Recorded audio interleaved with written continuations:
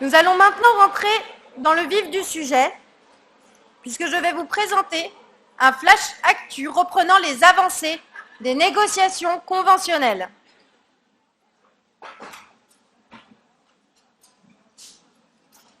Commençons par donner une simple définition. La convention médicale régit les relations entre les médecins libéraux conventionnés et la Caisse nationale d'assurance maladie, la CNAM. Cette convention est rediscutée tous les 5 ans au cours des négociations conventionnelles.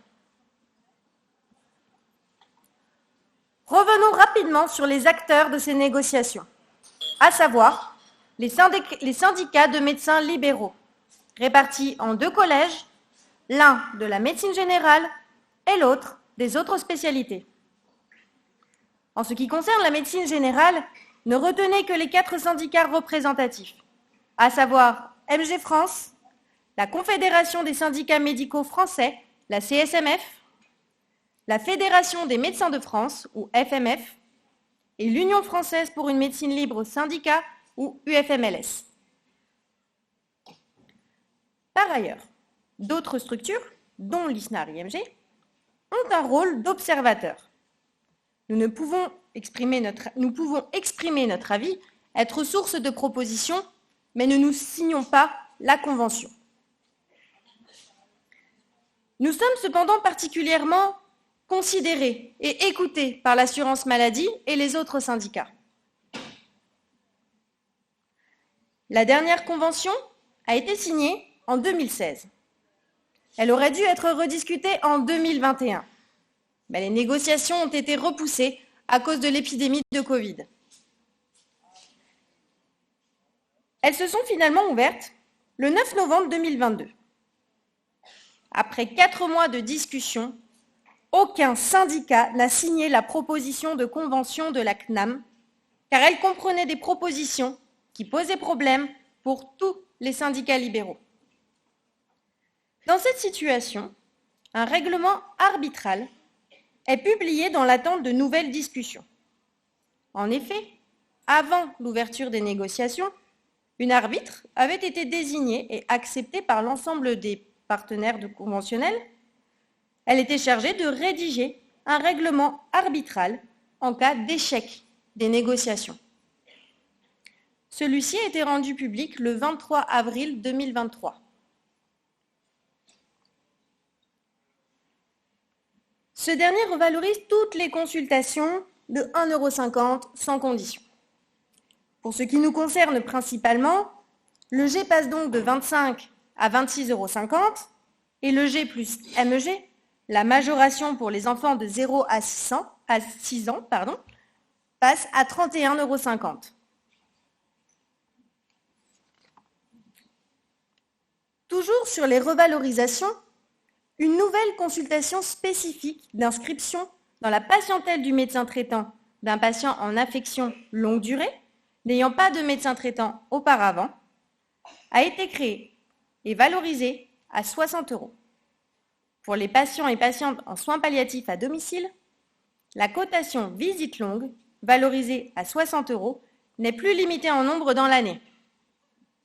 Pour ce qui est du forfait patientèle médecin traitant, c'est-à-dire la somme touchée annuellement pour chaque patient et patiente inscrit dans la patientèle médecin traitant, il passe de 42 à 46 € pour les patients et patientes en ALD de moins de 80 ans et celles et ceux non en ALD de plus de 80 ans. Pour finir, les contraintes pour l'embauche d'un ou d'une assistante médicale ont été allégées. Vous l'aurez compris, après l'échec des négociations l'année dernière et après l'établissement de ce règlement arbitral en avril 2023, les négociations ont été rouvertes le 15 novembre 2023. Ont eu lieu depuis 3 réunions avec l'ensemble des syndicats en présentiel, appelées multilatérales. C'est au cours de ces réunions que se déroulent les négociations à proprement parler et que les décisions sont prises. Différents groupes de travail, appelés focus, ont également eu lieu au cours desquels des propositions sont faites, mais aucune décision prise. Durant ces focus, ont été étudiés la pertinence et la qualité des soins, la prévention, le travail en équipe, les particularités des territoires d'outre-mer, ainsi que l'exercice de la médecine générale dans son ensemble. Au terme de ces différents focus et multilatérales, la Caisse nationale d'assurance maladie, la CNAM, a pu fournir des premières propositions concrètes le 8 février dernier, date de la 3e multilatérale. Mais qu'en est-il de ces propositions? Rappelons tout d'abord les 4 objectifs de la CNAM. Renforcer l'attractivité de la médecine libérale pour augmenter l'offre médicale. Améliorer l'accès aux soins de la population. Renforcer la qualité et la pertinence du système de santé. Transformer les modes de rémunération. Commençons par la volonté de soutenir l'attractivité de la médecine libérale et de renforcer par conséquent l'accès aux soins de la population. L'assurance maladie a confirmé qu'elle était prête à financer une revalorisation de la consultation du médecin généraliste à 30 € afin de renforcer l'attractivité de la profession. Cependant, la CNAM conditionne cette augmentation à des contreparties sur lesquelles nous reviendrons. Quelques questions persistent tout de même sur cette revalorisation. Tout d'abord, quand? La consultation de base à 30 € ne s'appliquerait qu'à partir de décembre 2024, selon la CNAM. Qui seraient concernés? Les médecins traitants et les médecins de centres de soins non programmés ou uniquement les médecins traitants, c'est-à-dire les médecins assurant un suivi des patients? Et qu'en est-il des visites à domicile et des consultations longues et complexes? La CNAM n'en a toujours pas parlé. Se pose également la question de l'association d'actes techniques à un acte clinique. Pour rappel, aujourd'hui, le 2e acte réalisé est payé à 50% et tous les autres ne sont pas payés. La CNAM propose la possibilité de cumuler aux consultations des médecins généralistes la pause, l'ablation et le changement d'un dispositif intra-utérin. C'est un début, mais ça ne suffit pas. Par ailleurs, la CNAM souhaite revaloriser les actes de certaines spécialités, comme l'examen pédiatrique pour les pédiatres ou la consultation de psychiatrie pour les psychiatres. Le flou le plus total persiste cependant sur l'ouverture de ces revalorisations aux médecins généralistes réalisant ces actes. Toutes ces propositions s'accompagnent d'une refonte profonde des modalités de rémunération visant à renforcer le rôle du médecin traitant. Pour cela, il est proposé d'individualiser le forfait patientèle médecin traitant en fonction des caractéristiques de chaque patient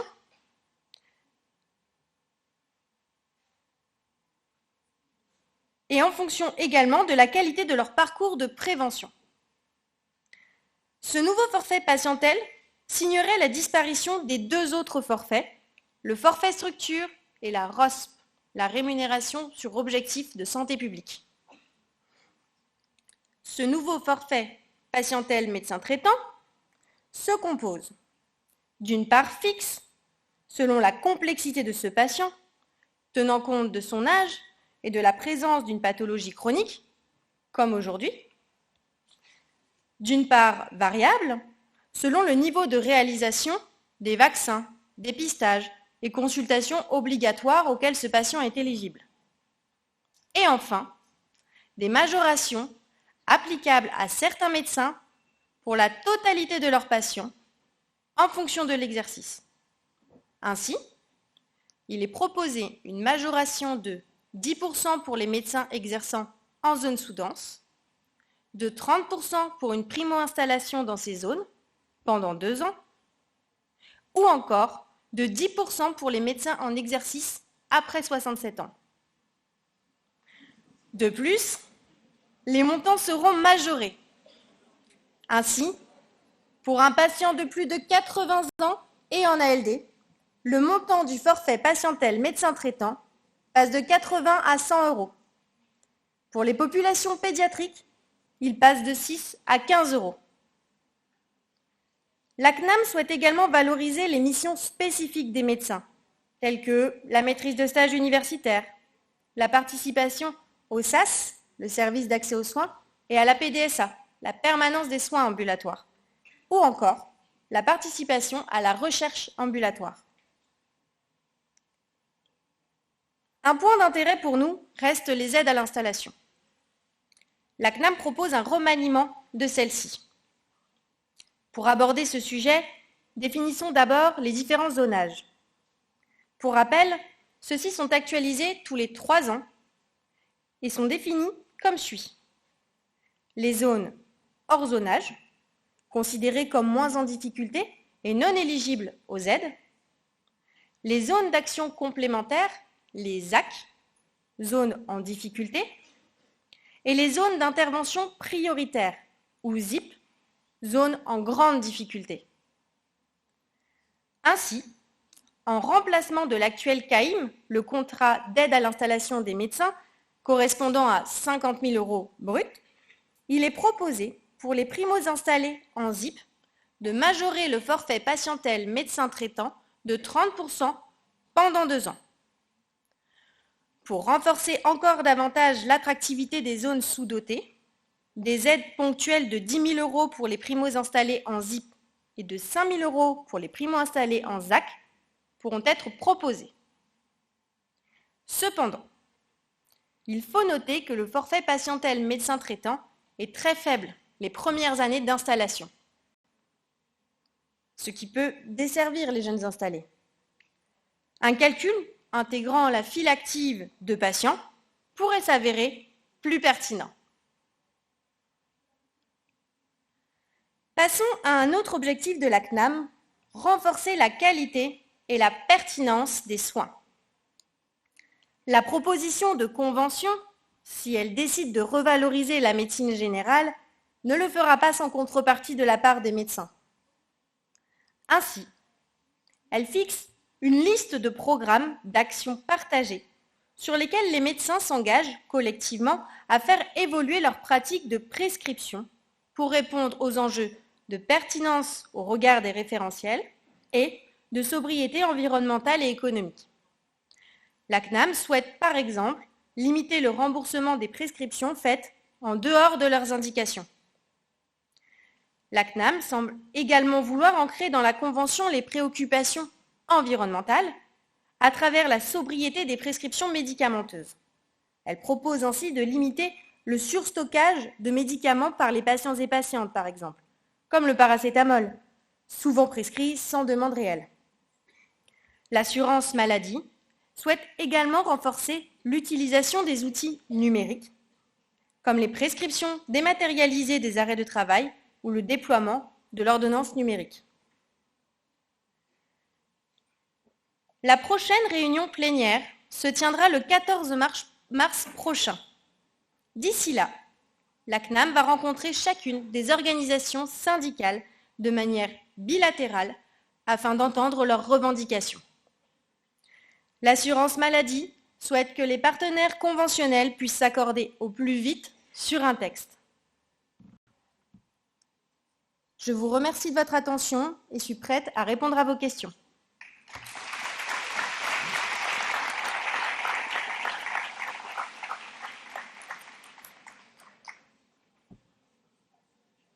N'hésitez pas à vous manifester si vous avez une question, des micros vont passer dans la salle.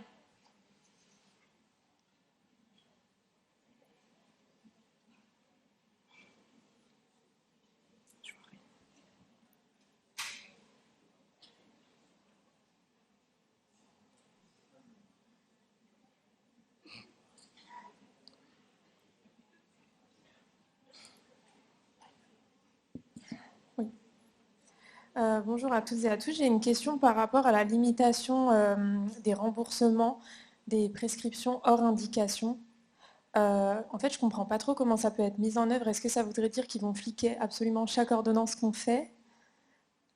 C'est une question très pertinente et qui reste encore effectivement posée par les syndicats au cours de ces négociations.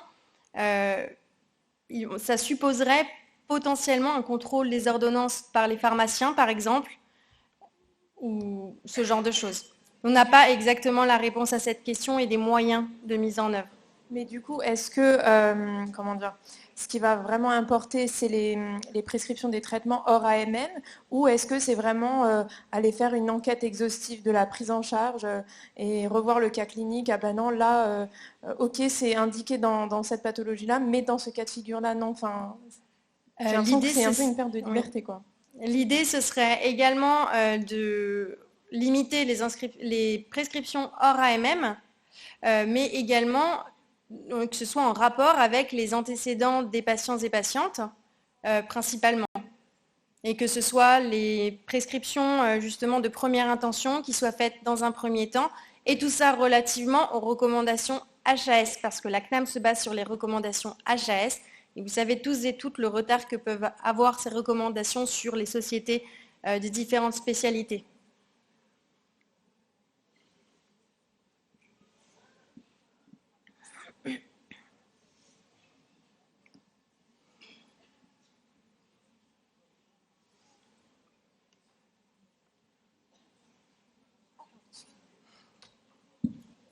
Bonjour. J'entends parler de plus en plus de rémunération sous forme de capitation. Je voulais savoir si vous avez plus d'informations par rapport à ça et si ça concerne effectivement le mode de rémunération sous forme de forfait structure et ROSP qui seraient intégrés ensemble ou si c'est vraiment un autre système de rémunération qui est envisagé dans l'avenir. Très bonne question. Je m'attendais à ce que cette question arrive, pour être honnête, puisqu'effectivement, on entend beaucoup parler de capitation ces derniers temps. La capitation, déjà faisons un bref rappel, c'est une rémunération uniquement forfaitaire. L'idée serait, en fonction des caractéristiques des patients, d'attribuer un forfait par patient au médecin chaque année, et ce, peu importe le nombre de fois où on peut voir notre patient, où on va voir notre patient. Initialement, la capitation nous a été présentée lors d'un groupe de travail, puisqu'elle a fait le fruit d'une expérimentation. Cette expérimentation a eu lieu dans des centres de santé, mais également dans des maisons de santé pluridisciplinaires, donc pour des modes d'exercice salariés, mais aussi des modes d'exercice libéraux. La quasi-totalité des maisons de santé qui ont participé à cette expérimentation, donc le mode d'exercice libéral, ont fini par s'exclure de cette expérimentation qu'ils ont jugée totalement impossible à mettre en place. Cependant, les centres de santé continuent l'expérimentation. À l'heure actuelle, dans les négociations conventionnelles, cette capitation a été proposée uniquement sur la base du volontariat, si et seulement si des médecins souhaitent en groupe participer à une rémunération sous forme de capitation.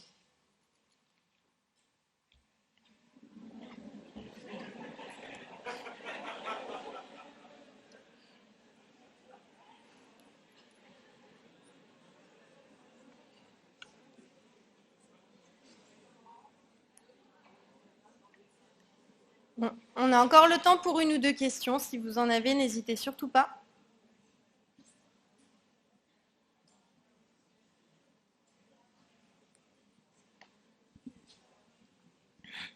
Oui, Fleury. La dernière convention a été un échec, notamment parce que la CNAM donnait des objectifs en termes d'horaire d'ouverture des cabinets et de nombre de patientèles médecins traitants minimum à atteindre. C'est pour ça que notamment que ça n'avait pas été signé. Est-ce qu'ils en ont parlé lors de cette convention? Non, effectivement, dans la première convention figurait ce qu'on appelait le contrat d'engagement territorial, qui ne figure plus dans les supports de la CNAM cette année. Donc ils l'ont exclu, puisque ça a été l'élément qui a fait que l'ensemble des syndicats ont refusé de signer la convention, la proposition de convention en tout cas, en 2023.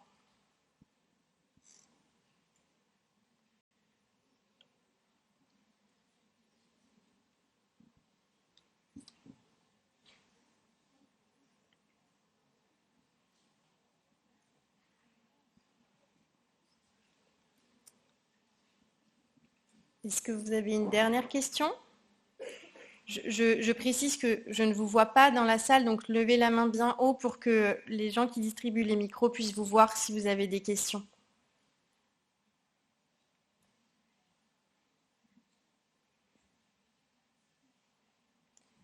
Eh bien, merci beaucoup pour ce temps d'échange. Je vous invite à regagner...